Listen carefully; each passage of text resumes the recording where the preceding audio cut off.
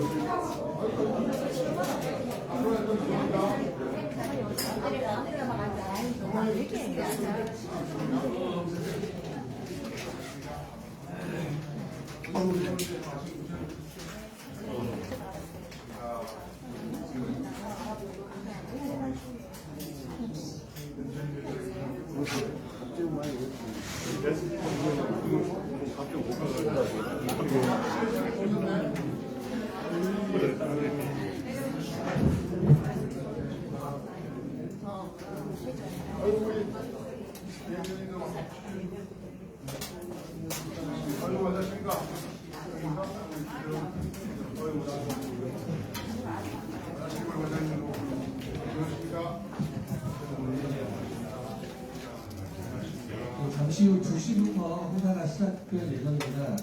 지금 정성래 의원님과 조주라 의원님께서 일정이 아직 마무리가 안 돼서 오시게 되면 시간이 걸릴 수 있습니다. 조금 늦게 시작하게 되더라도 많이 부탁드리겠습니다.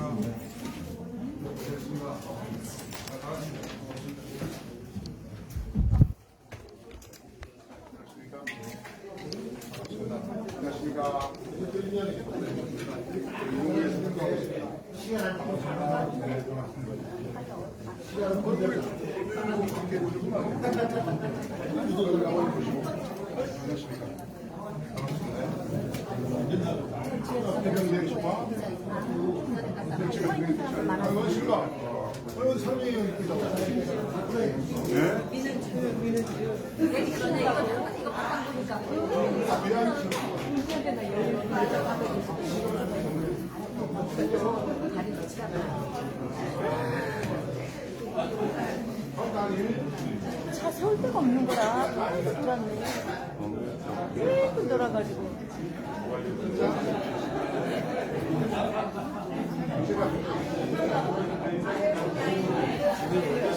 안에는 서 있는 게 좋아. 무슨 게 좋아. 서 있어도 아무렇지도 않아.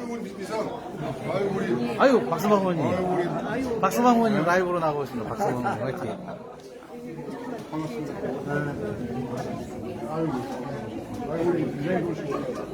안녕하십니까. 아이고, 우리 사모님 시원하네. 이거 라이브 맞죠? 네, 지금 페이스북은 지금 나가면 유튜브는 조금 이따 나갈 거예요. 시작하면 나갈 거예요. 페이스북은 지금 나가면서. 그렇지. 그렇지.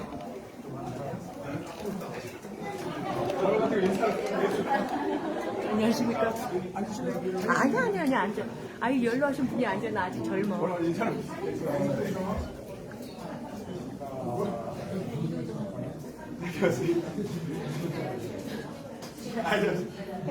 쌀자리 같이 해.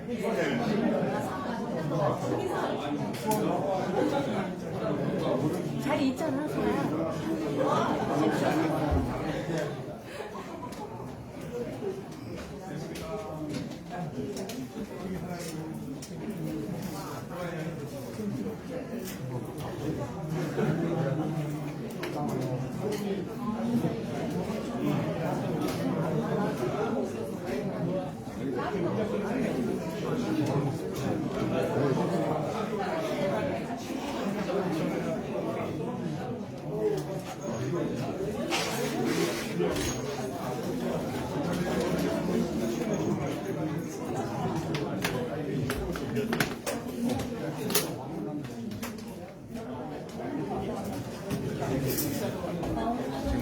네.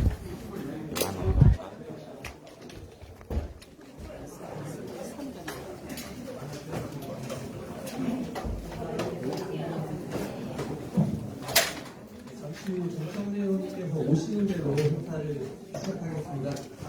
모두 일단 자리에 착석해 주시기 바라며 행사 시작 이후에는 원활한 진행을 위해 이동을 편성해 주시기 바랍니다. 아울러 휴대하고 계신 전자기기는 매너으로 전화해 주시거나 전원을 꺼주시면 됩니다.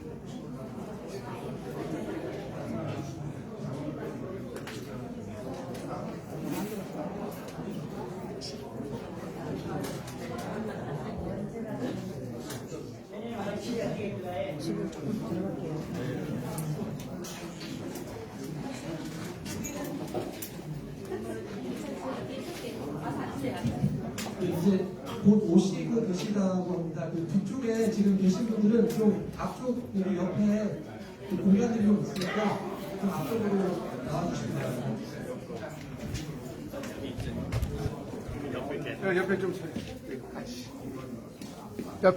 옆에 좀 서도 죄송합니다. 의자가 모자라서 장수도 붙고.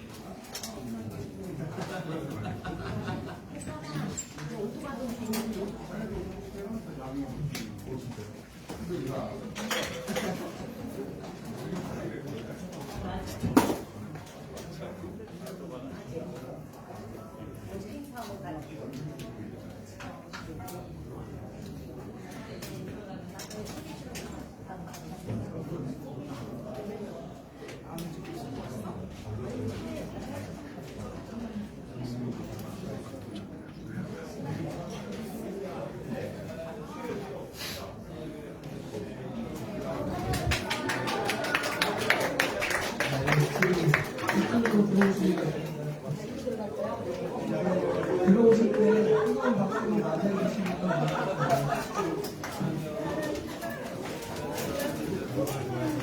지금 이쪽으로 인사하시는 분들이 계십니다.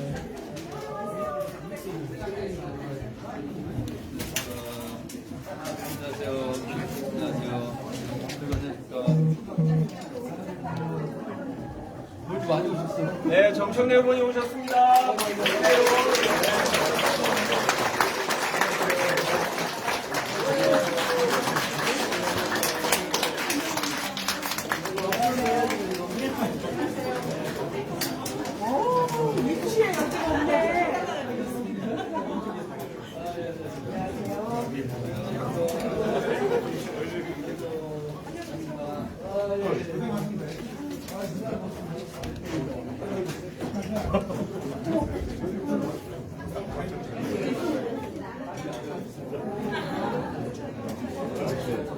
밥을 놀러 오니까 다 가져버렸어.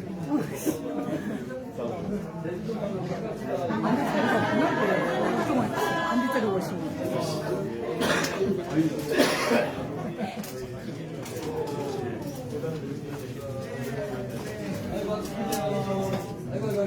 봐야 됐어.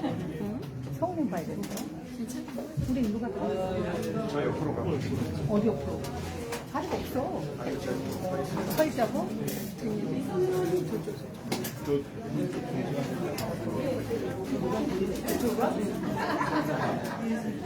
먼저 앞으로 지나갔대. 무슨.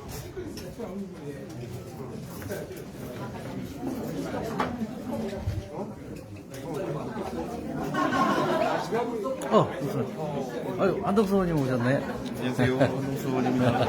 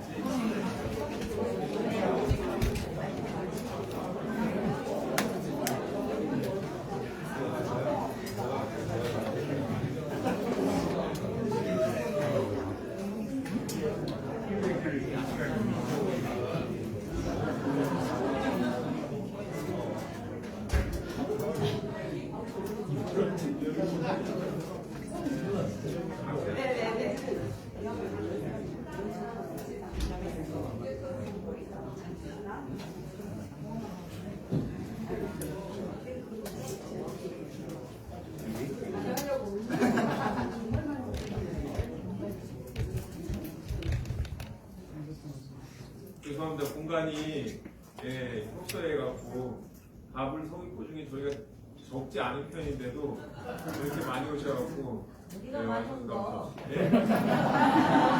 이 안쪽에도 지금 직접 목표로 대기하신 분이 계시는데요.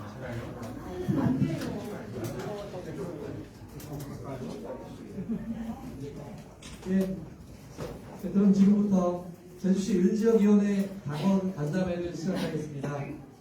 안녕하십니까. 저는 오늘 사회를 맡게 된 더불어민주당 제주특별자치도당 청년위원장 정현철입니다. 반갑습니다.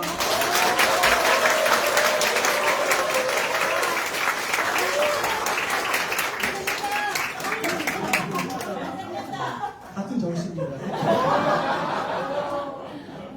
네, 오늘 정청래 의원님께서 다음 또 서귀포 일정이 있으셔서 좀 빠르게 진행하도록 하겠습니다. 네, 바쁘신 일정 속에서도 참석해주신 당원분들께 진심으로 감사의 말씀을 드리겠습니다. 네, 먼저 국민의례가 있겠습니다. 모두 자리에서 일어서 국기를 향해 서 주시기 바랍니다. 국기에 대하여 경례. 바로 이하 생략하겠습니다. 모두 자리에 앉아주시기 바랍니다. 네, 오늘 정말 감사하게도 많은 분들이 자리해 주셨습니다. 바쁘신 와중에 이 자리를 빛내주시기 위해 참석해주신 내빈분들을 소개해드리겠습니다. 시간 관계상 국회의원님과 도의원분들에 대한 소개 시켜드리겠습니다. 한 분 한 분 소개할 때마다 뜨거운 박수 부탁드리겠습니다. 먼저 제주시 을지역 국회의원이시자 제주도당 위원장이신 김한규 국회의원님을 소개합니다.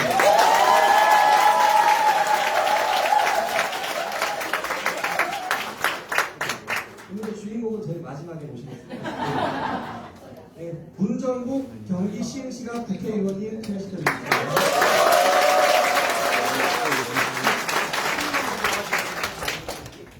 이성윤 전북 전주시의 국회의원 소개시켜드립니다.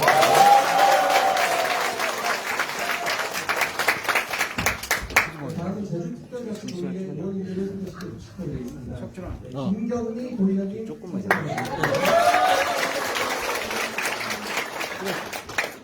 김기환 도의원님 소개시켜드립니다. 박두화 의원님 참석해 주셨습니다.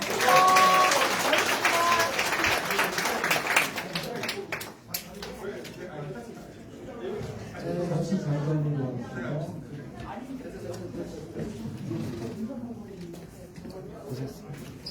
자리 없다고 보면 네, 자리가 너무 협소해서 오늘 너무 많이 왔어요.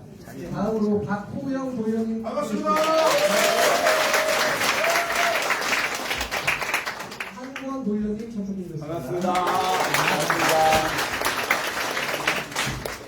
한동수 도의원님 참석해 주셨습니다. 네, 반갑습니다. 홍인수 도의원님 반갑습니다. 네, 이상으로 연기 소개를 마치겠습니다. 소개 순서가 바뀌었거나 시간 관계상 모두 소개시켜드리지 못한 부분이 있다면 넓은 마음으로 이해해 주시면 고맙겠습니다. 네, 이어서 김한규 제주시의회 국회의원님의 인사말을 듣도록 하겠습니다.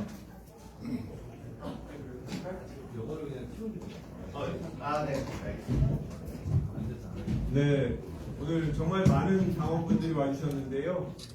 바쁘신 시간에도 우리 정청래 후보님 후보 뵙기 위해서 많은 분 오셨는데 정말 죄송합니다. 사무실이 이렇게 많은 분들이 오시는 행사들이 없어서 비도 오고 해서 아이고 비면 어떨까 걱정을 했는데 제가 불필요한 걱정을 한 것 같습니다. 아마 지금 늦게 오신 분이 이쪽에서도 쭉 보고 계시고 저희가 화상 중계라도 해야 될 판입니다. 네, 오늘 정청래 의원님 더불어민주당에서 당원들이 가장 좋아하는 의원님들 중에 한 분인데요. 여러분들께서 너무나 잘 알고 계실 텐데 또 이런 중요한 분들을 아무리 언론에서 많이 봤어도 직접 봐야만 아니겠습니까? 네, 오늘 즐거운 시간 보내시고 우리 정청래 의원님한테 힘을 불어넣어 주시면 아이고 말이 잘 안 나왔습니다. 정청래 의원님한테 큰 힘이 되어주시기를 부탁드리겠습니다. 감사합니다.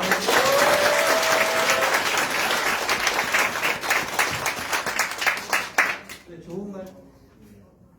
좋은 말씀 감사드립니다. 이어서 오늘의 주인공을 앞으로 모실 차례입니다. 오늘 이분을 모시기 위해 정말 많은 분들이 와주셨습니다. 지난 3년 동안 답답했던 우리 국민들 가슴을 시원하게 사이다처럼 뚫어주셨던 분이십니다. 서울 마포구 을지역을 지역구로 두신 정청래 의원님을 뜨거운 박수로 모시겠습니다.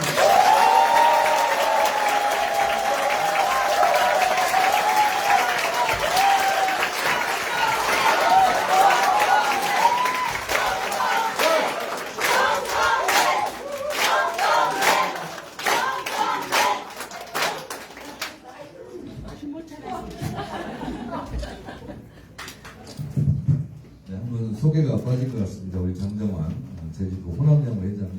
네, 알겠습니다.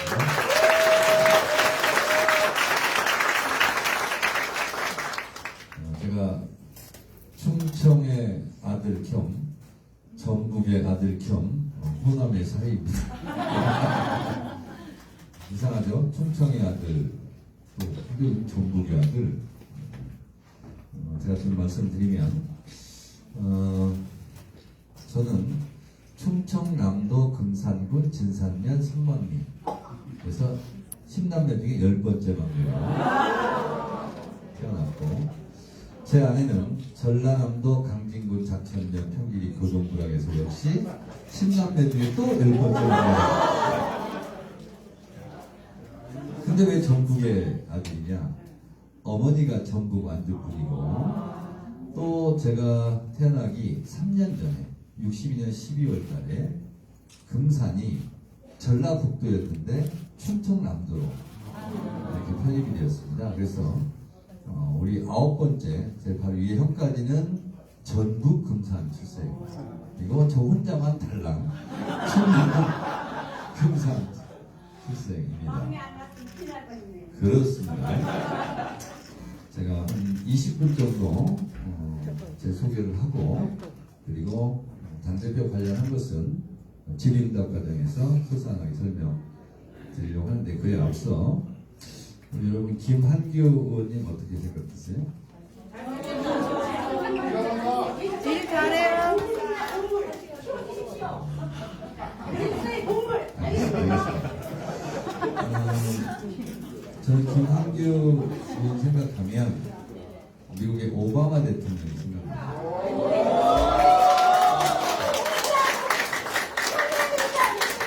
그 이유를 말씀드리면 오바마처럼 키도 훤칠하게 크고 얼굴 생긴 것도 오바마 비슷하게 생긴 것 같고 그리고 머리도 좋고 그리고 또 법 전문을 했고 그리고 대한민국 최고의 로펌 김현장에서도 활동했고, 그리고 우리가 강남에 내보내서 정말 아까웠어요. 강남에 나가서 어려운 지역에서 자갈밭에서 구르다가 청와대에 들어가서 제주도 고향으로 내려와서 국회의원이 되니까 정말 우리 민주당에도 저런 김한규 의원 같은 엘리트 국회의원이 있었으면 좋겠다 이렇게 생각했는데, 여기 와서 우리 고향 분들이 소문해 주셔서 이렇게 국회의원, 재선 국회의원으로 무럭무럭 성장하고 있습니다. 아마 제 다음에 당대표 나올지도 모르겠어요. 박수 한번 주세요.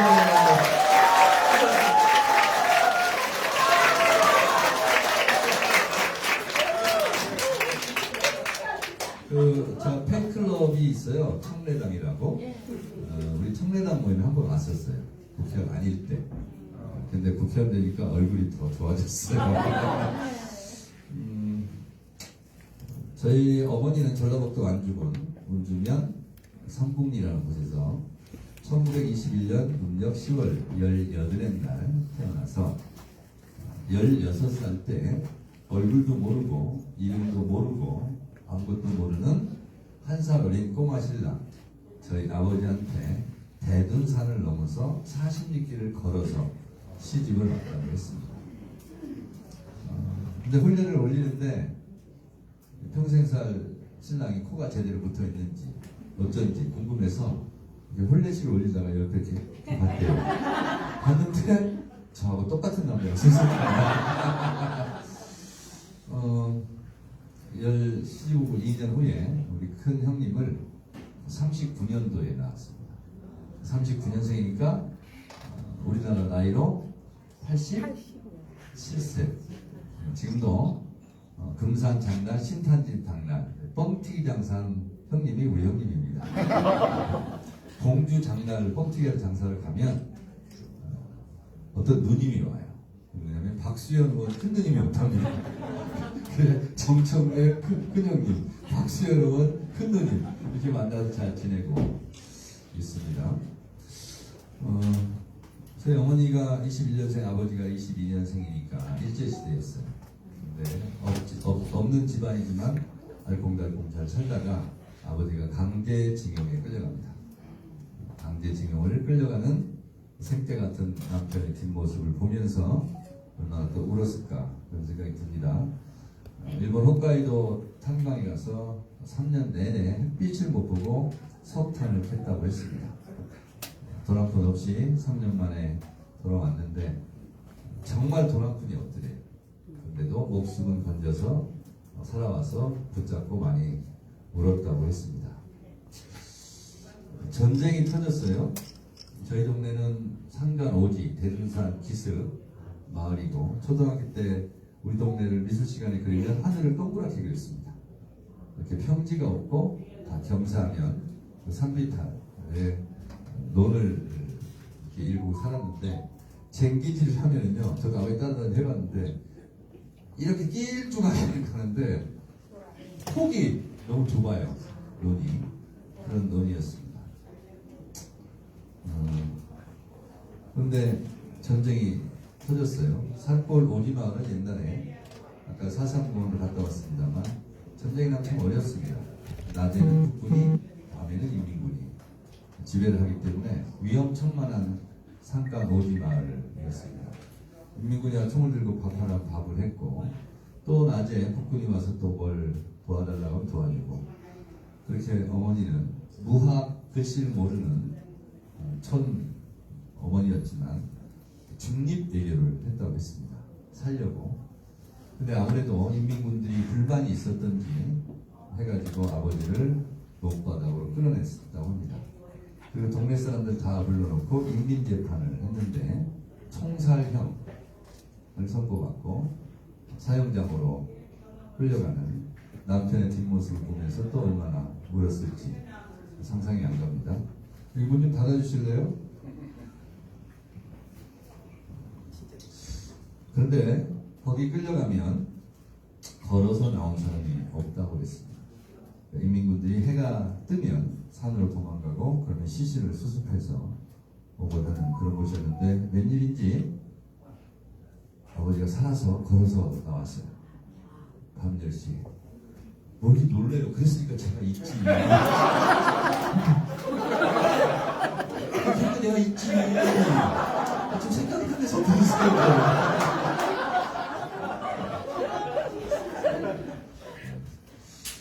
근데 저희 어머니가 무학이고 공부를 안 했고 글씨를 모르지만 굉장히 정부적 감각이 뛰어나고 촉이 빠릅니다. 네, 그렇습니다. 그래서 아버지가 마당에서 이제 방으로 들려왔는데 신발 벗지 마세요. 그 신발을 못 벗게 하고 애를 깨워서 업고 손단지 하나만 들고 4km 야간 행군을 합니다. 그리고 지서에 가서 자수를 하는데 안 믿어져요. 거기 가면 다 죽어 나오는데 살아나왔으니까 이제 빨치산 첩자 아니냐 이거예요. 아무리 얘기를 해도 안 듣더래요. 그리고 날이 밝으면 죽이겠다고 그러더래요. 빨치산 지금 하는 거예요. 그래서 저희 어머니가 우리 남편이 목숨을 부지하기 위해서 거짓말을 했고 그래서 인물한테 필시 도와준다고 했을 거다. 근데 그건 속마음이 아니고 그래서 신발도 벗지 않고 바로 자수하러 왔다. 신발을 안 벗고 왔다는 것 때문에 자수가 인정이 되었습니다. 그래서 살 수가 있었다고 합니다.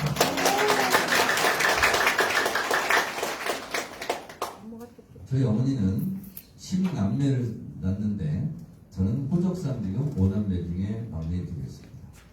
큰형님이 39년생, 둘째 형님이 53년생, 14년간이 텅 비어 있습니다.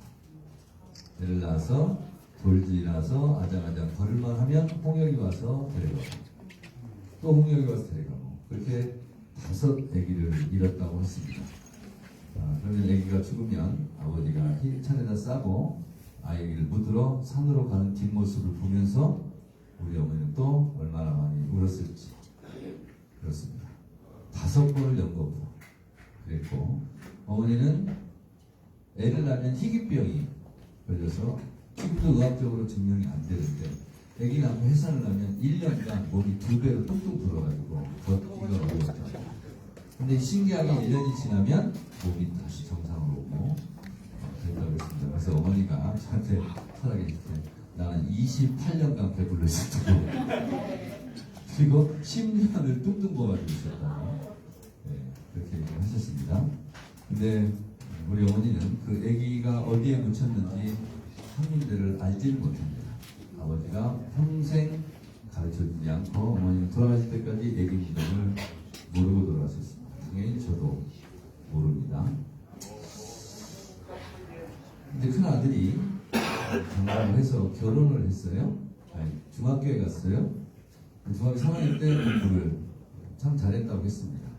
근데 등록금이 없어서 중3 때 자퇴를 시키려고 아버지가 학교에 갔는데 담임선생이 중간교보다는 못할 수도 있지만 얘는 머리가 좋고 재주가 많으니 1년 등록금은 내가 내주겠다. 담임선생이 그렇게 제안을 했는데 저희 집 가훈이 가오를 잃지 말자. 자존심을 지키자. 그래서 자퇴를 시키고 우리 큰형의 지게를 만들어주고 아버지랑 장작을 패러 산으로 올라가는 학교를 갈 애가 지게를 지고 산으로 올라가는 모습을 보면서 우리 어머니는 또 얼마나 울었을까요? 그 아들이 장성을 또 해서 결혼을 했습니다. 근데 우리 큰 형수가 41년생이에요. 근데 우리 어머니가 시집온 바로 그 동네에서 또 시집을 왔어요. 40리를 걸어서 어머니처럼 똑같이 시집을 왔다고 했습니다. 그래서 첫 손주를 가졌어요. 그 어머니한테 제가 평소에 어머니 이렇게 10명씩 애를 많이 낳았어요. 이렇게 물어보면 웃으면서 그래요. 나도 모르겠더라. 옛날에 네 아버지가 손만 잡으면 애가 생기더라. 며느리가 5개월, 임신 5개월 때 그날 밤 아버지가 그만 어머니 손을 잡고 말았어요. 그래서 제가 생겼어요. 며느리가 5개월인데 시어머니가 또 임신을 한 거예요. 남부끄럽기도 하고 또 해산도 하면 도와주고 했는데 해서 3개월 때 대전에 있는 산부인과를 뛰러 갑니다. 근데 어머니가 생각해보니 이것도 생명인데 내가 죄를 짓지 하고 다시 와서 며느리패를 보니까 며느리패가 더 남산만하게 들어있어요. 도저히 안 되겠다. 근데 곧 나는 거예요. 그래서 제가 5개월 때 우리 형수님 이제 곧 나는 거죠. 아기를 5개월 빨리 임신했으니까. 그래서 중대 결심을 하고 다시 그 산부인과에 갑니다. 그때는 제가 기억이 납니다. 아니, 두 분이 좋아서 저를 가질 때는 언제고 저를 떼려고 하니 이건 경우가 아니잖아요, 솔직히. 그래서 뱃속에서 저의 투쟁 역사 중에 첫 번째 투쟁은 생존권 투쟁을 벌였어요. 나를 낳아서 이러면 안 되지 않냐, 경우가 없지 않냐 이거. 그래서 뱃속에서 시위를 했습니다. 나를 낳아달라.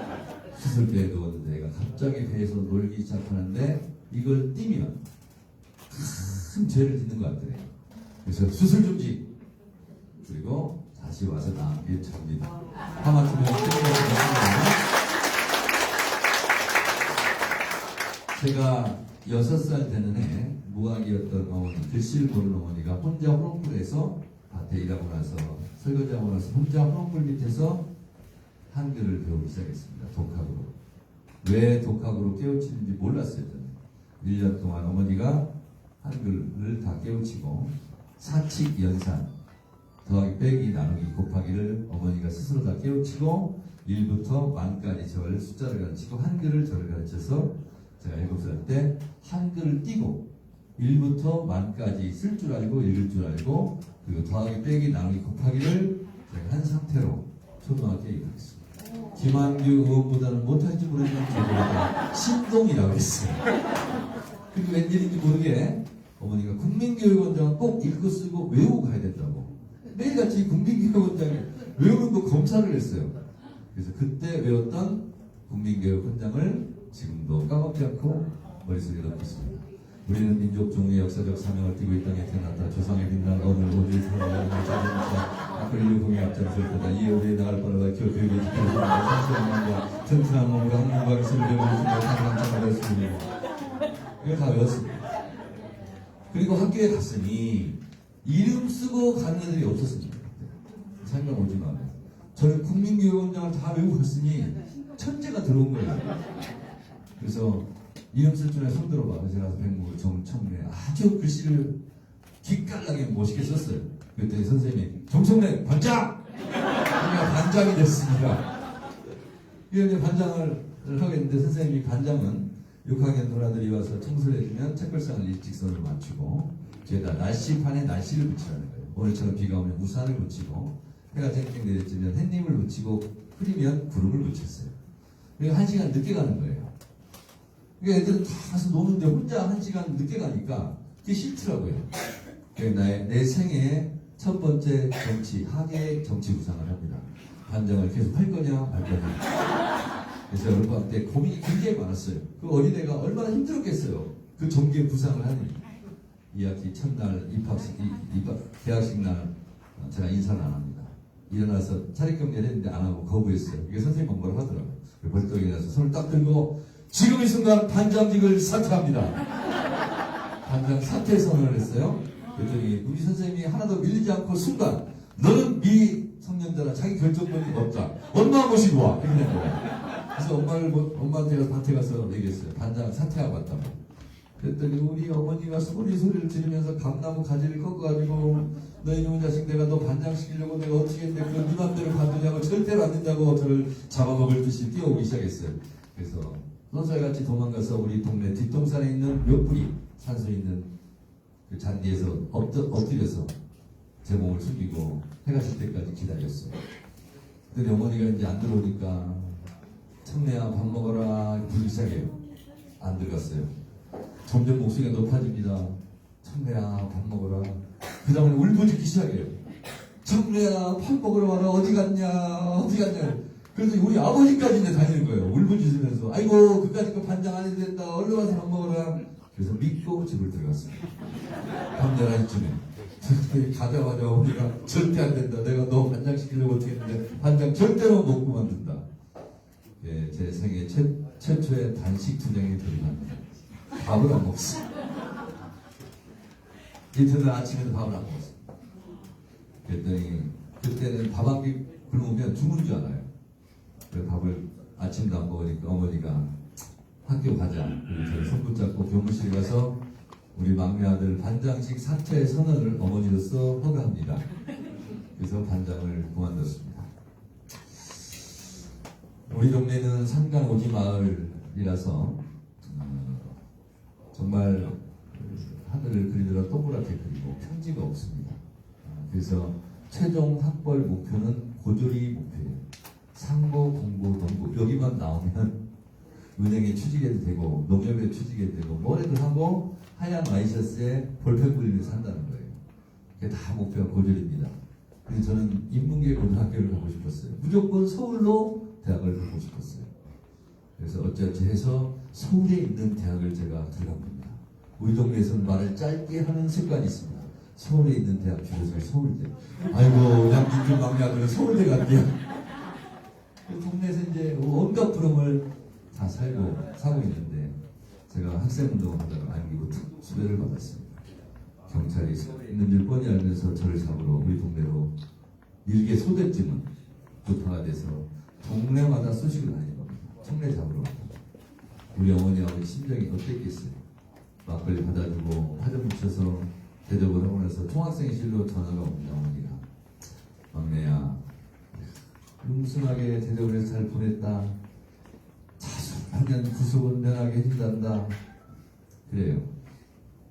그러다가 석 달 후에 너무 허리가 아파서 소파에서만 자니까 후배 자취방에서 좀 지지며 안방에서 하려고 그 후배 자취방에 갔는데 안기부 뿌락지한테 미행을 당해서 1시에 잡혔어요. 새벽 1시. 그 잡힌 후배 집이 박시영 TV의 박시영 대표 제 3년 후배인데 걔네 집에서 잡혔어요. 끌고 가는데 어디로 끌고 가는지는 알아야 되겠기에 봉고 창문을 열고 밖을 내다보면 이제 뒤에서 누군가 목 뒷덜미를 쳤어요. 목이 툭 떨어져가지고 들 수가 없어요. 그리고 혓띠를 풀고 4명이 허리춤을 잡고 2층 어느 호텔로 올라갑니다. 저는 지금도 어느 호텔인지 몰라요.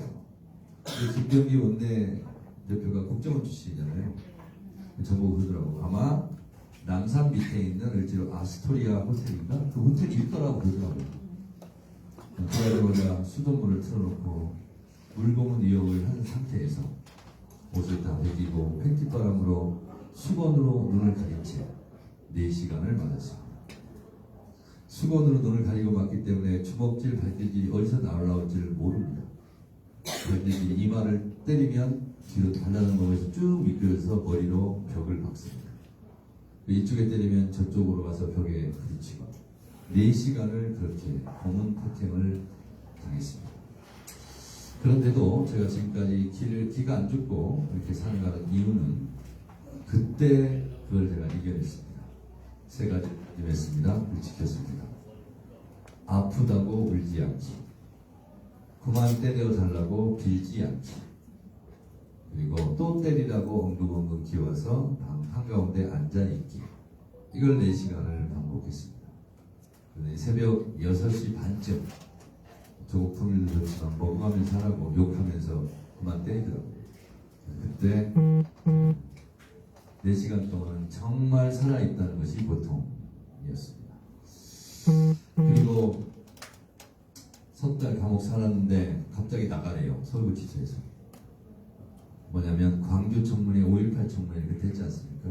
그래서 전두환 백담사를 보내면서 노태우 대통령이 막 밀리니까 학생들 다 그냥 무조건 풀더라고요.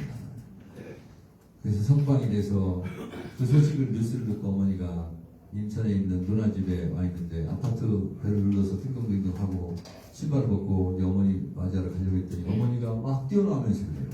신발 벗지 마. 6.25 때 아버지 때 한 것처럼.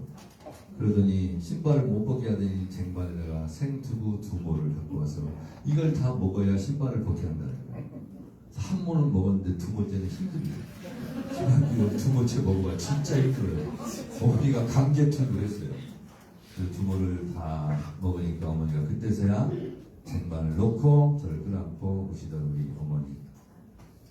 2번 다시 감옥 가지 말라고 두부를 2모를 먹어야 한다는 거였습니다. 네, 그 다음에 또 이 부유자식은 미 대사관저 정보롱성으로 또 징역을 삽니다. 이 대성한제 진압당하면서 정경의 방패에 머리를 찍혀서 제가 이쪽에 열반을 보냈습니다. 그래서 빵꾸가 났어요. 저는 단식 투쟁을 해도 삭발 투쟁은 못합니다. 빵꾸가 났죠. 그 남대문 경찰서 뒤에 한동병원이라는 데 가서 엑스레이 찍었는데 의사 선생님이 굉장히 위트가 있는 분이었어요. 저한테 엑스레이 찍고 다 보더니 머리를 크게 다쳤으나 머리는 정상이다. 그리고 압박붕대를 하고 미라처럼 텔레비에 제가 나왔나 봅니다. 둘째 형수가 시골에 가서 어머니 충격받을까 일주일 동안 텔레비를 껐대요. 근데 어머니가 정무적 감각이 매우 뛰어나고 촉도 빠르고 정확합니다. 추석 때도 안 오고 설 때도 안 오니까 설날 둘째 며느리를 앉혀놓고 너 몇 달 전에 이상한 짓 하던데 막내한테 묻지. 둘째 형수님이 막내 서방님 지금 서울에 있어요. 이렇게 얘기를 한 거예요. 그러니까 어머니가 그 다음날 면회를 오셨어요. 저는 근데 징역을 살아도 그냥 살지 않습니다. 평범하지 않습니다. 옥중 투쟁위원장을 역임하고 있었습니다. 돈 없어서 변호사를 못 산 사람들이 국선 변호사를 사는데 변호가 소홀합니다. 제가 그래서 항소이유서 탄원서를 써줬습니다. 그리고 무기징역을 제가 15년 감형도 시켰습니다. 그리고 목포교수에 있을 때는 여러분 감옥에 있는 사람은 제일 걱정하는 게 마누라 고무신 거꾸로 입는 겁니다. 면회 올 때 안 오면 밥을 못 먹습니다.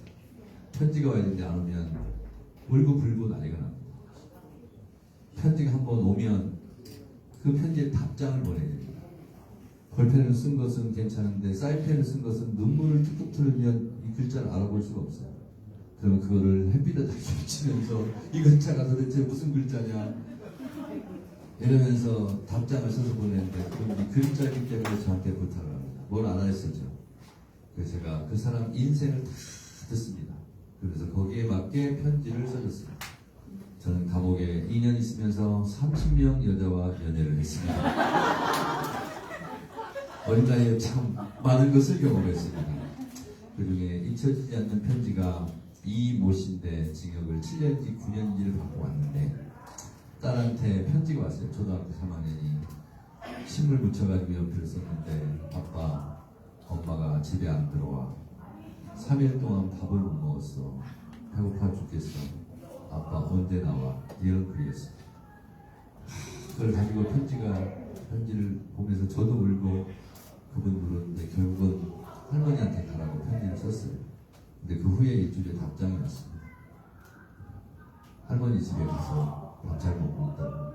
근데 걔가 최소한 일주일을 굶었던 것 같아요. 3학년짜리가.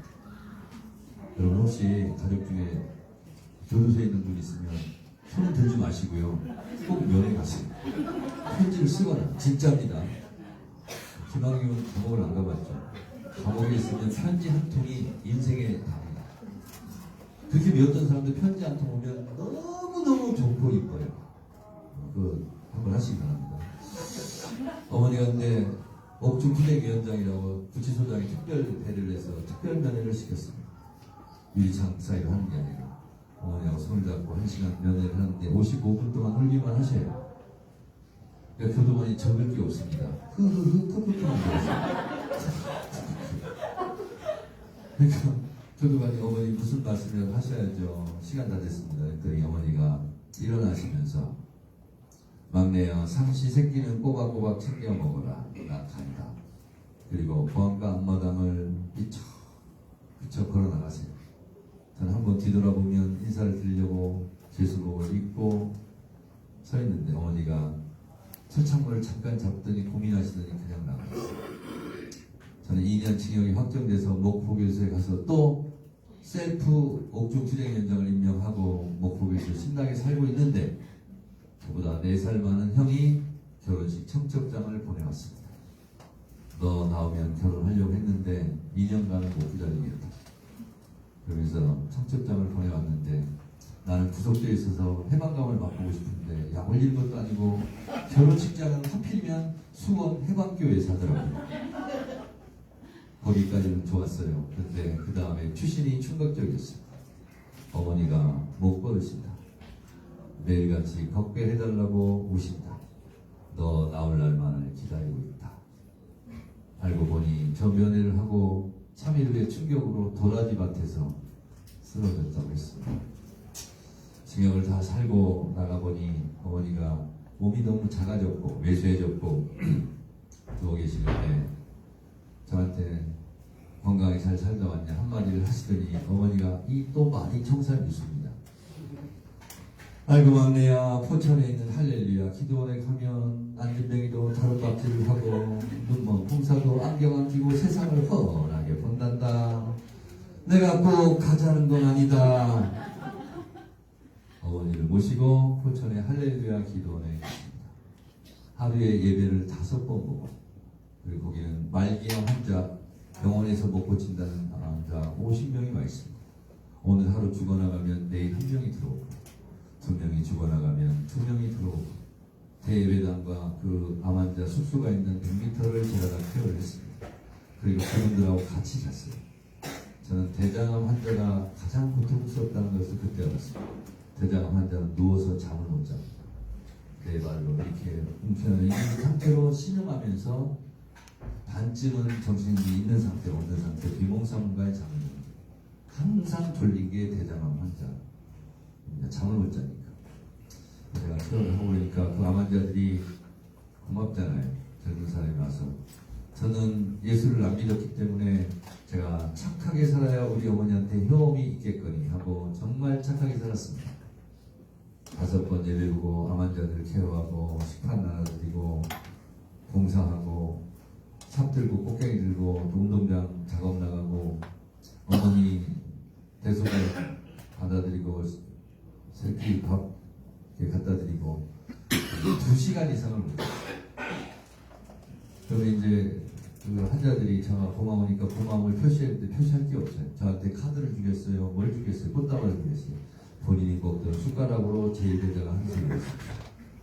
그러면 우리 어머니는 교양은 있어서 소리는 못 지르고 먹지 말라고. 그러면서 얼굴로 대화를 해요. 그래서 먹지 말라고 막 눈이 마주쳐요. 막 이렇게 해요. 근데 눈이 마주친 상태에서 환자 눈을 또 봅니다. 안 먹을 수가 없잖아요. 그럼 떠서 넣으면 그걸 먹습니다. 그러면 어머니는 옆에 가면 막 꼬집고 난리가 나요. 왜 먹냐고. 내가 어머니 암은 전염병이 아닙니다. 또 그거 먹으면 안 된다고. 나쁜 기운이 몸에 들어간다고. 그렇게 한 달 사니까 11kg가 빠졌습니다. 근데 어머니가 한 달이 지날 때쯤 저를 앉혀놓고 나 살자고 너 말려주겠다. 나는 안 걸어도 좋다. 그리고 집에 가자. 그리고 나서는 한 번도 걷게 해달라는 얘기를 안 하셨어요. 장병에 효자 없다고 큰 며느리 작은 며느리가 6개월 1년 단위로 교대를 했는데 딱 정해진 날짜에 못 하잖아요. 그럼 그걸 가지고 큰 소리가 좀 납니다. 어머니랑 옆방에서 그 소리를 들었어요. 어머니 얼굴을 보기도 미안하고 민망하고 내가 결혼했으면 차라리 내가 모시면 좋을 텐데. 근데 우리 큰형수도 4년을 그렇게 했으니 저는 다 이해를 합니다. 그리고 딱딱 그게 안 맞잖아요. 6개월 1년 정해서. 그래서 어머니한테 드릴 말씀도 없고 조용히 나와서 서대전역을 울면서 걸어갔어요. 그래서 서대전역에서 기차를 타고 서울로 왔습니다. 올라오면서 생각했어요. 하루라도 내가 내려가서 간병을 하는 게 좋겠다. 그래서 2주에 한 번씩 내려가면 어머니는 천군 만마를 얻은 거예요. 제가 내려가면 큰 소리로 얘기합니다. 큰 며느리, 둘째 며느리 다 필요 없다. 난 막내하고 자겠다. 그리고 그 1박 2일은 어머니가 자부심을 느끼는 날이에요. 며느리하고 아들하고 조금 그게 도시기한 게 있어요. 아무리 며느리가 잘해도 자식이 최고입니다. 그러면 어머니 1박 2일 동안 행복해요. 그럼 제가 대소변 받아내고 수건 물로 짜가지고 어머니 몸 닦아드리고 옷 입혀드리고 아무도 못 들어오게 하니까. 그러면서 어머니하고 2년 동안 2주에 한 번씩 그래도 행복한 1박 2일을 보냈어요. 어느 날 큰형님이 엄마가 오래 못 버틸 것 같으니까 내려와라. 그래서 제가 마포에서 서울까지 대전까지 1시간 10분 걸려갔어요. 속도 위반했습니다. 요 얘기할 때 어떤 눈치 없는 사람은 교통 벌금 냈냐고 또 물어보는 사람이 있어요. 안 냈다고. 경찰이 뭐라고 안 하더라고요. 임종을 못 볼까봐 이렇게 급하게 내려갔더니 어머니가 저를 기다리셨던지 마지막 눈꺼풀을 떨면서 저를 쳐다보셨어요. 제가 이렇게 보는데 어머니가 제 눈동자를 만지시면서 좌우로 한번 아래로 한번 제 눈동자를 본 채로 눈동자와 눈동자가 마주친 채로 뜬 눈으로 돌아가시는 어머니. 저는 존경하는 인물을 쓰라고 그러면 아브라함 링컨 이렇게 안 씁니다. 박순분 이렇게 씁니다. 우리 어머니. 제가 우리 어머니 얘기를 이렇게 한 것은 우리 어머니 같은 어머니만 있었을까? 2025년 7월 13일 오늘 사는 우리는 100년 전 독립운동하면서 또 이름 없이 빚도 없이 대한민국을 지키기 위해서 살았던 박순분 같은 수많은 어머니들의 노고를 잊어서는 안 되겠다라는 생각을 하고, 또 정해일 우리 아버지 같은 아버지들 강제징용 끌려가고 일제시대 때 죽을 고비 넘기고 했던 우리 아버지 같은 아버지들의 노고를 잊어서는 안 된다는 생각을 하고, 또 지금 87세가 된 우리 큰형님 같은 큰형님들, 그리고 3년 전에 돌아가신 우리 큰형수님 같은 그런 며느리들이 다 갖고 온 피땀 어린 대한민국입니다. 대한민국은 그냥 오늘 어느 날 하늘에서 떨어진 게 아닙니다. 제가 정치를 시작할 때도 하는 과정에도 지금도 오늘도 우리 어머니가 꿈꿨을 대한민국을 만들기 위해서 제가 정치를 합니다. 제 서재에 어머니, 아버지, 장인, 장모님 영정 때 영정을 썼던 사진을 네 분을 모셔놓고 문안 인사를 드리곤 합니다. 우리 어머니가 꿈꿨을 대한민국 일제시대 때 얼마나 고생스러웠을까. 나라 잃은 백성의 서름을 온몸으로 안고 독립된 국가를 꿈꿨을 것이고, 6.25 전쟁 때 남편 하마터면 총살당해서 시신수습하러 갈 뻔했던 우리 어머니 얼마나 놀란 가슴을 끌어냈을까. 그래서 전쟁 없는 평화로운 한반도를 꿈꿨을 것이고, 공부 잘하는 큰아들 학교 자퇴시키고 학교에 못 보내고 산으로 남하러 가는 아들의 뒷모습을 보면서 얼마나 또 울었을까. 삼시세끼는 걱정이 없고 고등학교까지는 그래도 가르칠 수 있는 좀 경제적으로 풍요로운 대한민국을 꿈꾸지 않았을까. 안 날려다 난 아들 서울로 대학 보냈더니 데모하고 감옥 가고 빨간 줄 올랐다고 그 집 아들이 이제 인생 끝났다고 이렇게 동네 사람들 얘기를 들으면서 또 얼마나 속상했을까. 그러면서 대학생들이 이제 데모하지 않아도 되는 민주주의 국가를 꿈꾸지 않았을까. 우리 어머니가 또 우리 어머니 같은 어머니들이 꿈꿨을 그 대한민국을 윤석열이 망가뜨렸습니다. 나라를 절단됐습니다. 저는 운명과도 같이 법사위원장을 했습니다. 많은 국민들께서 박수를 많이 보내주셨습니다. 정청래 때문에 위로를 받았다, 통쾌했다, 사이다 갔다. 그리고 법사위 하는 거 항상 봤다 라는 말씀도 해주시고, 또 헌법재판소에 가서 제가 윤석열을 파면을 위해서 112일간 어떻게 하면 파면을 빨리 시킬 수 있을까. 근데 파면 선고안 나오지 않고 일주일, 2주일, 3주일 늘어지면서 우리 국민들은 또 얼마나 애가 탔을까. 그러면서 저도 속이 새카맣게 타들어가고 그 누구보다 제가 범민의 밤을 보내지 않았겠어요. 이 모든 과정을 거쳤습니다. 대한민국은 권력자들이, 독재자들이 지켜온 게 아니라 조선시대 의병을 일으켰던 이름 없는 백성들처럼 대한민국은 대한민국 주인, 대한민국 국민들이 여기까지 밀고 지켜왔다는 사실. 그래서 헌법재판소 재판을 위해서 꾸려진 17명의 변호사와 제가 책을 썼습니다. 국민이 지키는 나라, 윤석열 파면 110일간의 생생한 기록, 이런 책이 나왔습니다. 거기 맨 마지막 18번째 저자로 제가 나옵니다. 350페이지 마지막 부분에 제가 이렇게 썼습니다. 역사는 직진하지 않는다. 그러나 결코 후퇴하지 않는다. 정권은 짧고 국민은 영원하다. 정권과 국민이 싸우면 끝내 국민이 이긴다. 국민이 지킨 나라, 대한민국.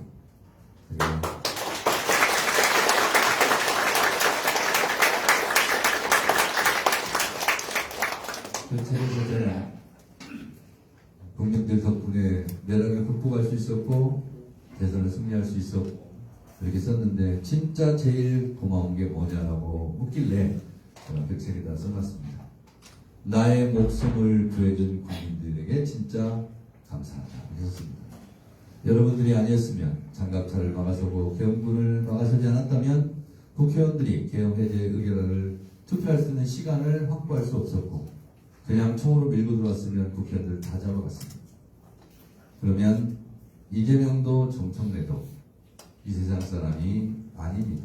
진짜입니다. 만약에 계엄이 성공했다면 이재명 대통령도 저도 이 세상 목숨이 아닙니다.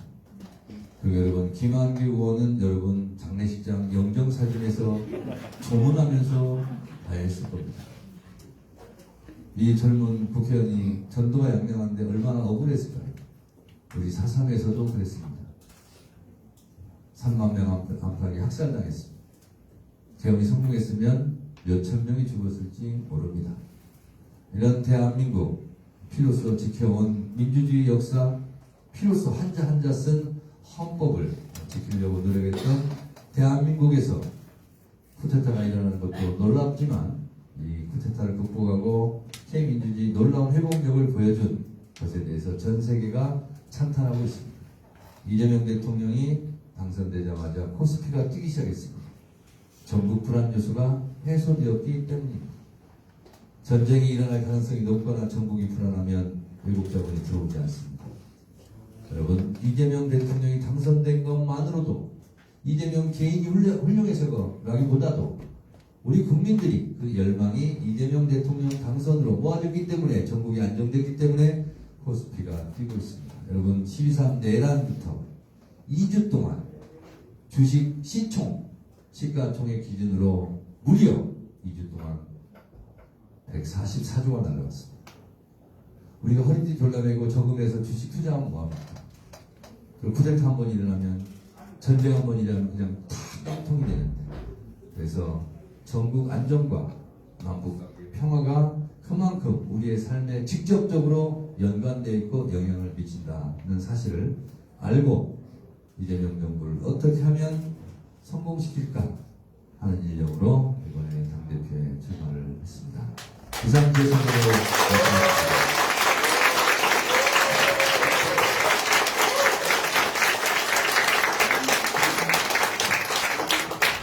그러면 당대표 전당대회 관련해서 지금부터 물으시는 부분에 대해서 답변하는 걸로 대신하도록 하겠습니다. 예, 지금 조청래 의원님께서 다음 일정이 또 서귀포에 있으셔서 많이는 못 받고 편하게 해주시는 분들 몇 분간 받도록 하겠습니다. 한 25분 정도 시간이 되네요.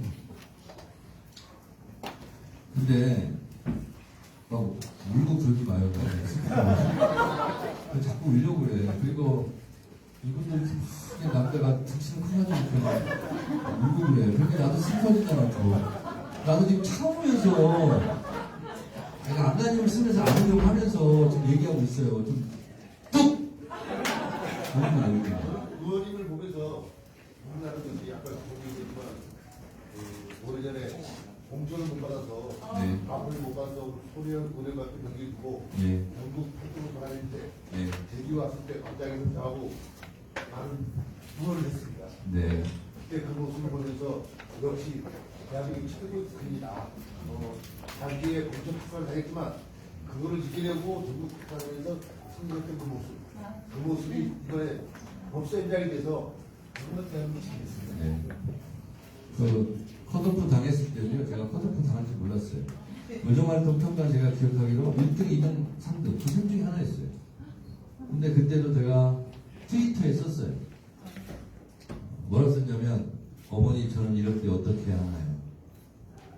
근데 저도 탈당할 생각도 없고 내 사전에 이혼과 탈당을 어떻게 썼는데 우리 어머니가 사진 속에서 탈당 같은 거 하면 못 쓴다잉 이렇게 얘기하셨어요. 의원님,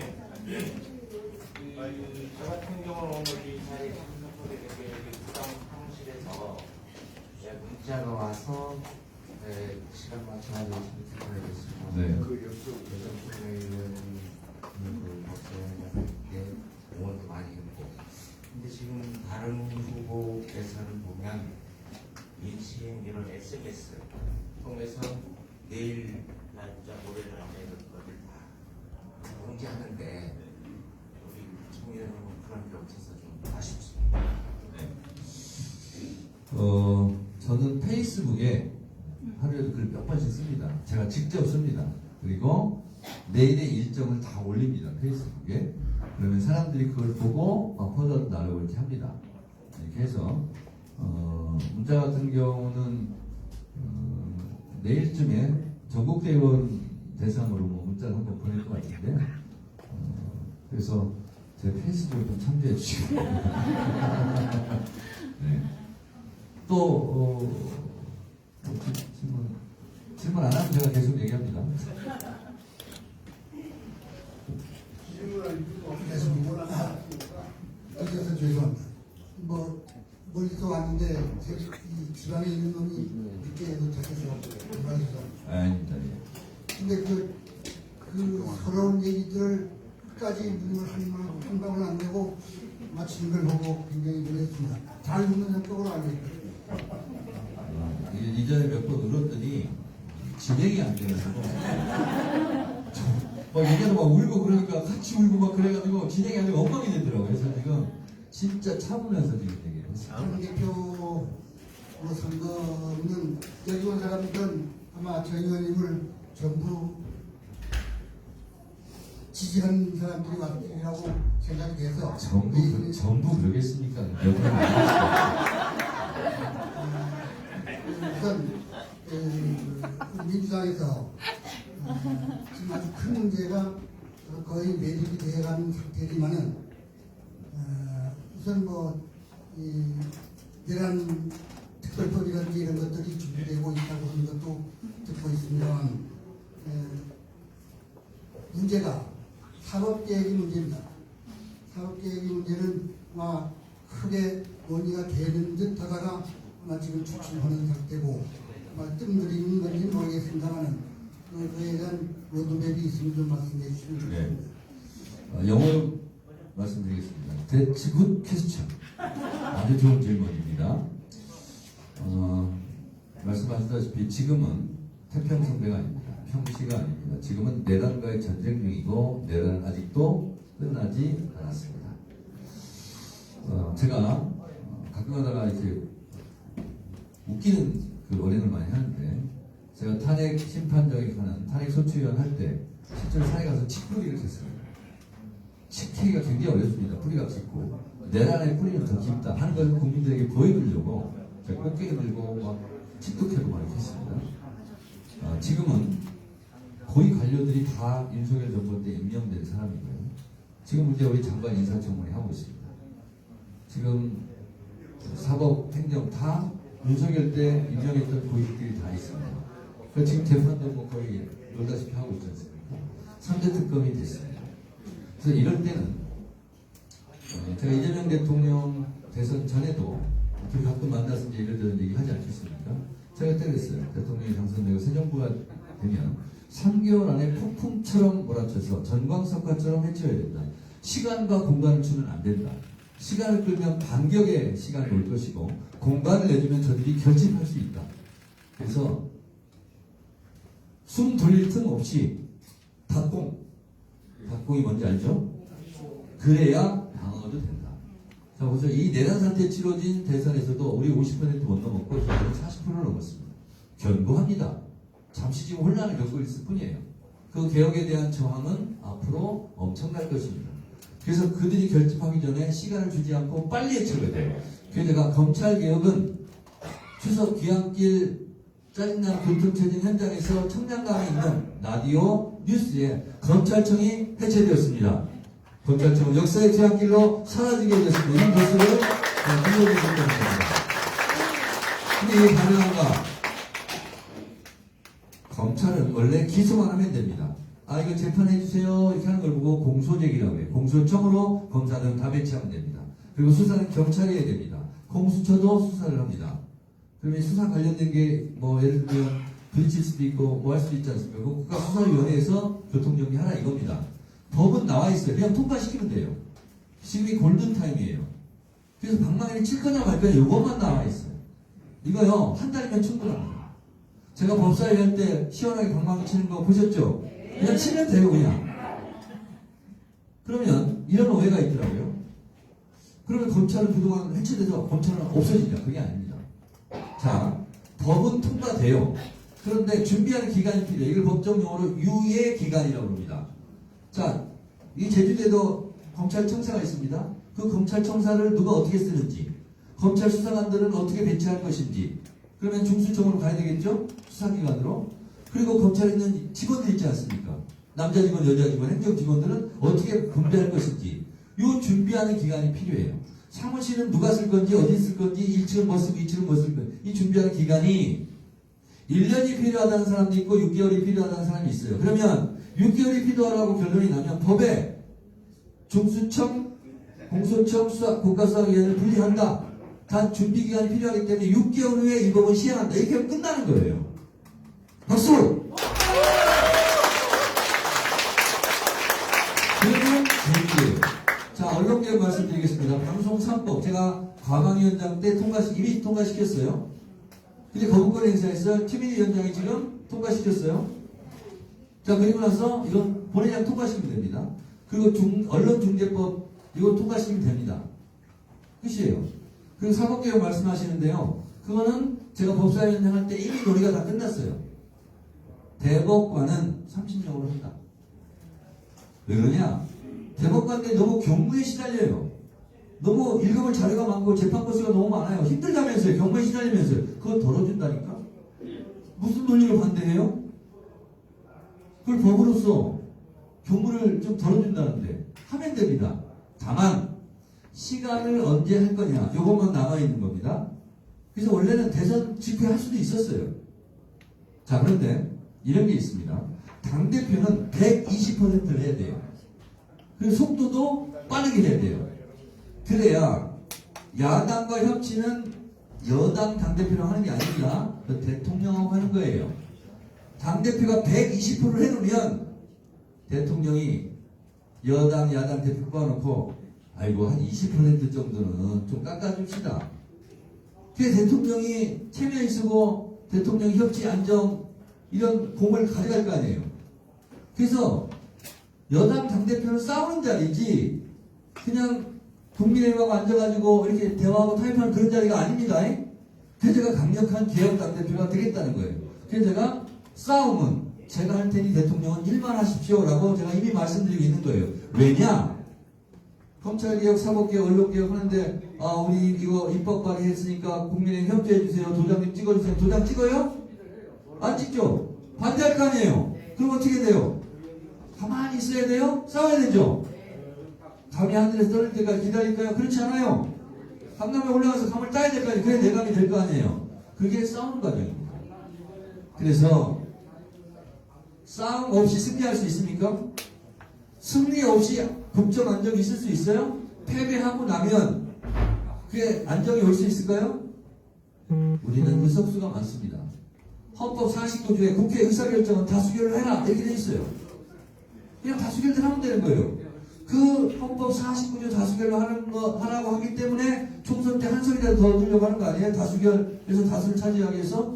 근데 그냥 5대5로 국민의힘이 100석이고 예를 들면 200석이 하면 똑같이 한다면 그냥 뭐더러 총선에 가위바위보해서 150석씩 나눠갔지?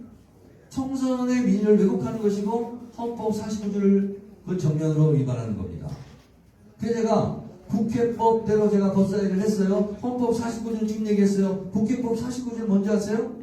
국회법 49조 위원장은 위원회를 대표하고 의사를 정리하며 질서를 유지하고 사무를 감독한다. 그대로 했어요. 법대로 하면 돼요. 대한민국은 법치국가이기 관리국가가 아니잖아요. 법대로 하면 됩니다. 법대로. 그래서 지금까지는 법대로는 왜 안 했느냐? 후폭풍 뭐 이런 거 걱정해서 조중동 공격. 저는 조중동 공격을 20년 넘게 받아와서 아무렇지 않아요. 그냥 하면 됩니다. 제가 법사위원장 할 때처럼. 그렇게 하겠다는 겁니다. 자, 그런데 당대표는 법사위원장 때처럼 하면 되는데 최전방 공격수로 스트라이커로 골게터로 골만 넣고 득점을 하면 되는 거 아니야. 공격을 받을 때도 있을 거 아니에요. 그럴 때는 최후방 수비수 골키퍼가 돼서 날아오는 화살을 다 막아내야 돼요. 그래서 제가 전천후 올라운드 플레이어가 되겠다라는 겁니다. 그러면 제일 중요한 게 뭐냐? 당원들과 함께 가는 거예요. 당대표 혼자 지문서 들고 뛰면 되겠어요?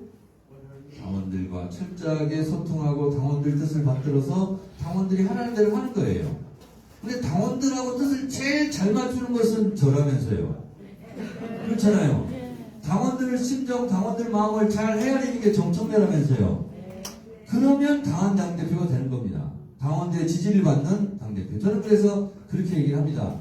국회의원들에게 에워싸여서 국회의원들에게 박수를 받는 당대표가 아니라 당원들에게 에워싸여서 당원들이 박수 치는 그런 당대표고 싶다. 이렇게 얘기했습니다.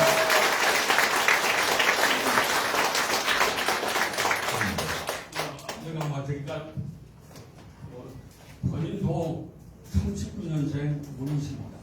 아, 예. 정당 생활을 60년을 했습니다. 그리고 또 우연하니 감기 작성이 있었어요. 아이고. 시간적 어르신 오셨어요.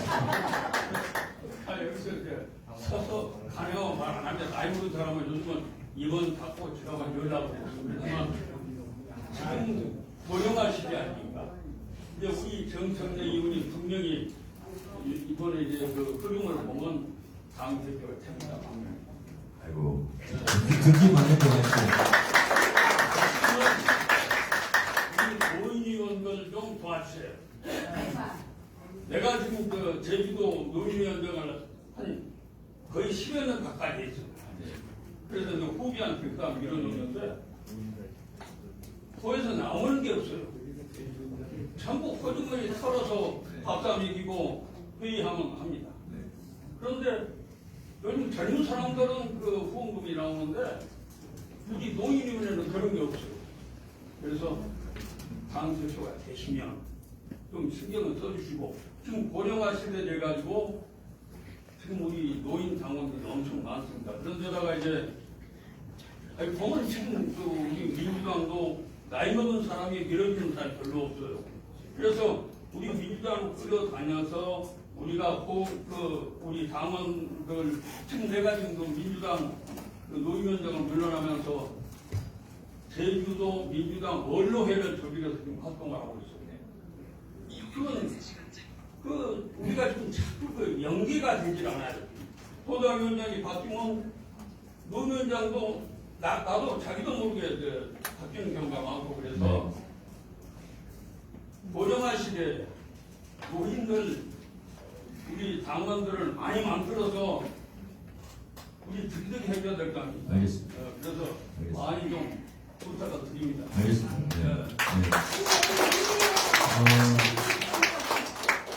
제가 노인위원회 발족식 할 때 강연을 제일 많이 초청받아서 다니는 사람입니다. 우리 어르신 알고 계시죠?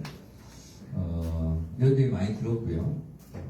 그리고 노인위원회를 원로위원회로 이름을 바꿔달라 이런 얘기도 제가 현장에 듣곤 했습니다. 그래서 노인위원회보다는 원로위원회가 좋다라고 우리 어르신들께서 결정해주면 그 이름도 그렇게 바꾸고요. 그 뿌리 없이 열매 없습니다. 선배 없이 어떻게 후배가 있습니까? 엄마 없이 어떻게 내가 태어났어요? 그래서 뿌리를 생각해야 되고요. 그리고 어르신을 존중해야 되고 하는 것은 너무나 당연한 거고 제가 저희 중학교 역사상 처음 받고 없어진 상이 있습니다. 중학교 여행 때가 효도 일기상을 제가 진짜입니다. 그래서 어머니도 사진 속에 항상 그래요. 아이고 막내 아들은 친구도 없으니까 동네들 친부모 맹키로 효도하면서 정치해라 항상 그렇게 말씀하시는 것 같더라고요. 그렇게 하고 법이 허용한다면 우리 노인위원회 그런 지원도 아끼지 않겠다는 말씀을 드리고 그만해. 네, 그리고요 이제 도당위원장 얘기했지만 당대표도 중앙당도 마찬가지입니다. 당대표가 바뀌면 인수인계 되는 게 없어요. 그래서 제가 어제 오늘 청년 모임에서 얘기했습니다. 장부를 만들겠다. 그리고 내가 당대표를 하게 된다면 그때 할 일 다 기록하고 인수인계를 하겠다. 근데 장부가 없어요 지금. 그래서 그거는 만들겠다. 그래서 민주당 기록원을 만들어야 되는 거 아니냐 이런 얘기를 합니다. 그래서 현장에서 나온 목소리는 제 페이스북 보세요. 오늘 아침에 비행기 타고 오면서 5가지를 정청래 현장 약속. 그게 뭐냐면 현장에서 한 걸 제가 바로바로 약속합니다. 그래서 그거는 다듬어서 바로바로 공약화해요. 근데 참 빠르고 편한 게 제가 그냥 페이스북에 쓰면 되니까. 그렇게 해서 지금 정청래 현장 약속 5가지를 지금 했는데 그게 이렇게 간담회 과정에서 나온 것을 제가 바로바로 약속해서 했다는 거고, 또 하나는 좀 비슷한 얘기인데요. 어느 간담회를 갔더니 그렇게 얘기해요. 당내에 국가보훈정책특별위원회를 만들어달라라는 거예요. 그래서 애국자, 나라를 위해서 헌신봉사하다가 희생되신 분들에 대해서 추모 선양하는 것은 자든 우든 관계없는 거 아니냐. 근데 민주당은 지금까지 잘못된 이미지, 가짜뉴스에 의해서 외교 안보 국방이 약하다, 경제가 약하다, 그리고 애국자들에 대한 선양사업, 보훈사업을 잘 안 한다. 그러니 민주당이 이걸 먼저 선제적으로 해서 우리 이념의 지평, 그리고 외국의 영토를 넓히자. 적극적으로 그냥 그 자리에서 약속하고 당내 국가보훈정책특별위원회를 만들겠습니다 하고 한번 보세요. 페이스북에 있지. 네. 언론은 다 젊은 사람들이. 보고 있어요. 있으면 이따 빨리 얘기하세요. 자, 질문 하나 마지막으로 받도록 하겠습니다. 있어요, 없어요? 있어요. 빨리 나와봐. 여기 나와봐. 자, 읽어보세요. 제가 쓴 거. 국가보훈정책 특별위원회. 수박 긁었어. 읽지 말고. 수박에 올린 게 하나 있잖아요. 진짜 여기 쓴 거 읽어보라니까 와서 어디 갔어? 빨리 와봐요. 읽으라고 좀 해. 네. 아니 그거 말고 국가보훈정책. 국가보훈정책이라니까. 아이고 참 아까 이쪽으로. 네. 다 찍어드릴 거예요. 네. 요거 읽어봐요. 정청래 현장 가서 일로 와봐요. 일로 와봐. 자, 읽어요. 당내 국가보훈정책특위를 설치하겠다. 국가를 위하여 정청래 현장 약속 2. 당내 국가보훈정책특위를 설치하겠습니다. 국가를 위하여 헌신봉사 희생하신 애국자들을 보살피겠습니다. 애국자에 대한 선양 추모는 좌우가 따로 없습니다. 애국자들에게 자부심을 돌려드리겠습니다. 박수! 자, 이처럼 현장에서 하는 것을 바로바로 약속할 때 약속을 되어 공약화를 하고 있다는 말씀을 드립니다. 한 분 정도 더 질문을 받겠습니다.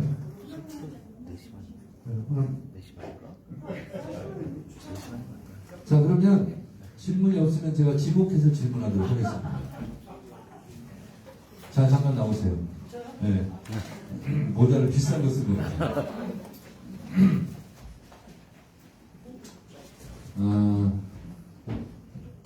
본인이 생각하기에 이재명 당대표 매우 잘했고요.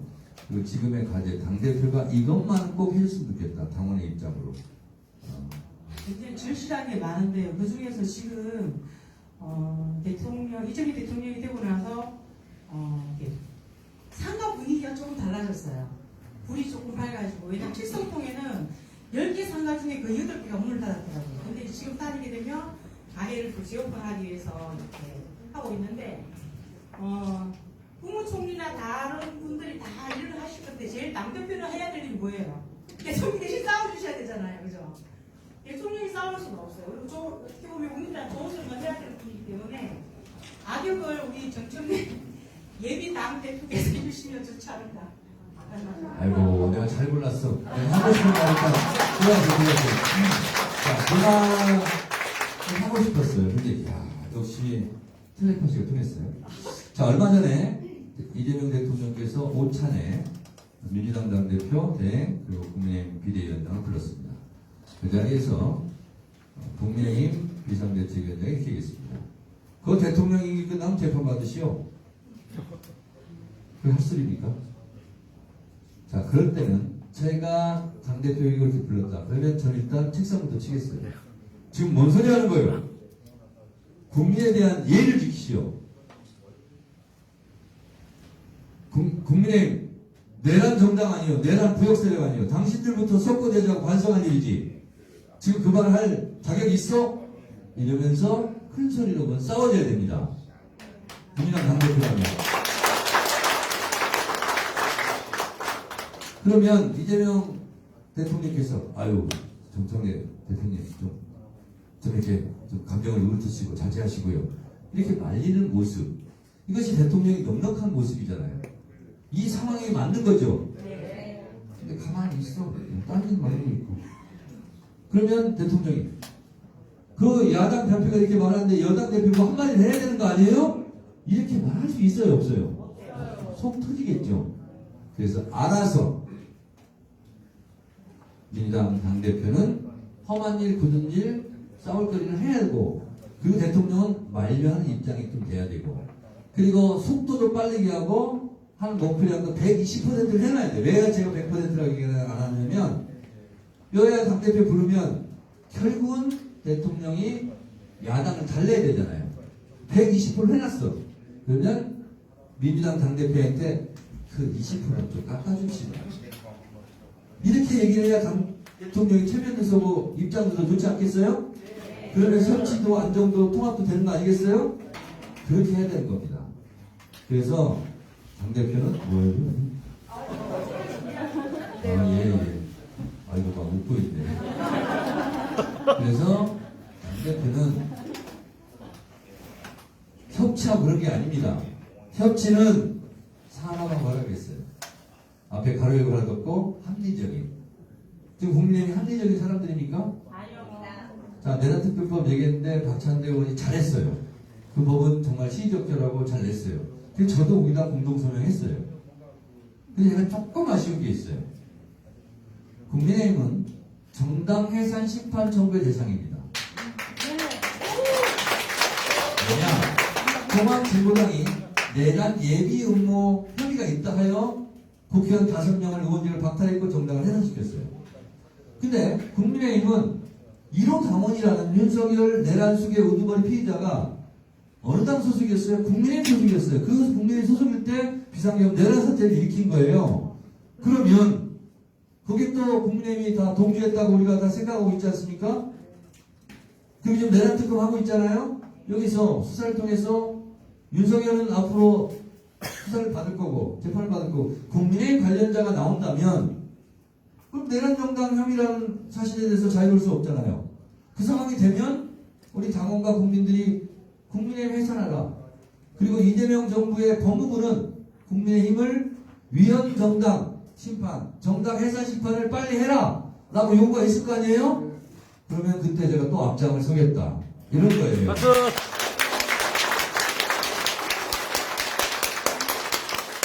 오늘도 뭐 대통령이 뭐 인사한 걸 가지고 무슨 사조직운을 하고 있어요.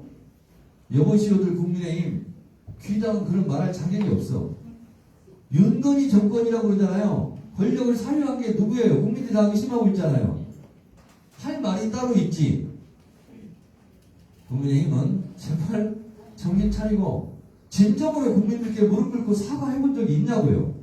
아니 선거 때는 그렇게 큰절도 잘하고 막 빌고 그러더니 내란 일어나고 나서 국민의힘 전체 의총에서 다 선거대제 해야 돼.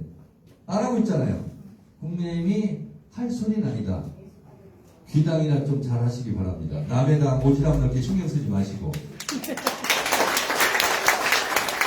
그리고 한다는 말씀드리고 마치겠습니다. 우리 민주당원들은 이렇게 보니까 좋긴 한데 맨날 전당대회 때 선거 때 이런 때만 나와서 그렇게 하냐고. 우리도 정치 얘기 안 하고 웃고 즐기고 떠드는 날 하루쯤 있어야 되는 거 아니에요? 그래서 연말에 당원 콘서트 제가 하려고 해요. 한번더 월드컵 경기장 같은 거 큰 거 하나 빌려서 5만이든 10만이든 빌려서 가수 올지는 모르겠지만 이승환도 초청하고 임영웅도 한번 초청하고 사회적으로 유재석도 한번 초청하고 아니면 강호동을 초청하든가 올지는 모르겠어요. 근데 정당하게 대가를 지불하겠어요. 우리 돈이 많이 있어요. 국회의원들이 그런 무대를 만들어서 당원들을 초청하면 되죠. 그렇습니다. 그래서 그 5만 명, 10만 명 당원분을 타고 그 자리가 일부가 끝나면 아까 그 읽은 사람 누구예요? 여기 이름이 뭐예요? 권리당원이에요? 네. 네, 알았어요. 다 필요해서 물어봤어요. 그리고 끝나고 나서 당원 시상식을 할 겁니다. 그래서 100만 민주당 권리당원 중에서 올해의 대상은 임주원? 임주원! 제주 임주원! 이렇게 해서 막 넘겨봤는데도 막 주고. 국회의원 대상 제주도 김한규! 네? 그리고 광역 단체장 부문 시상식이 있겠습니다. 두두두두두두 제주도 오영훈이사! 이렇게 수만 명 앞에서 시상식을 하겠다는 거예요. 그러면 우리 민주당 당원들이 얼마나 그동안 고생 많이 했어요. 하루쯤은 헐때 풀러놓고 자부심을 느끼고 야 내가 민주당을 하니까 세상에 이런 좋은 꼴도 본다. 이렇게 자부심을 느낄 수 있도록 제가 당대표로 여러분들이 뽑아주시면 그 즉시 당원 콘서트 준비위원회를 만들어서 위원장으로 누구를 할까요?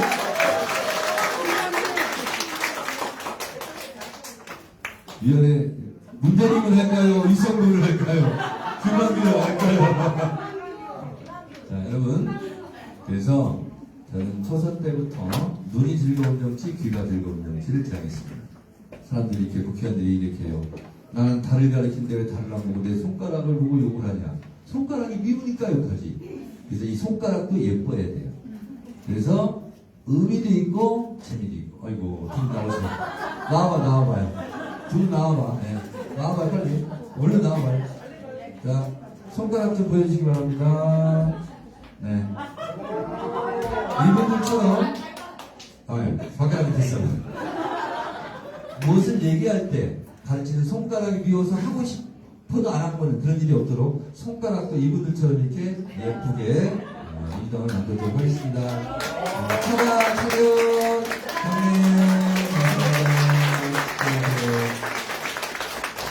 자, 이제 더 질문할 거 없죠? 네. 우리 어머니가 맨날 저한테 한 얘기가 있어요. 막내야, 너는 좀 많이 너무 길다. 짧게 해라. 얼른 사진 찍어라. 이렇게 얘기해요. 자, 이제 이것을 마치도록 하겠습니다. 네. 이번 말씀 저희 정청래 의원님께 뜨거운 박수 부탁드리겠습니다.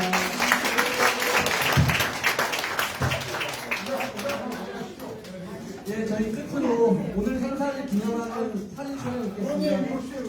네, 사진 촬영은 여기 앉은 자리에서 할 거니까 잘 나오게 위치 잘 서주시면 고맙습니다.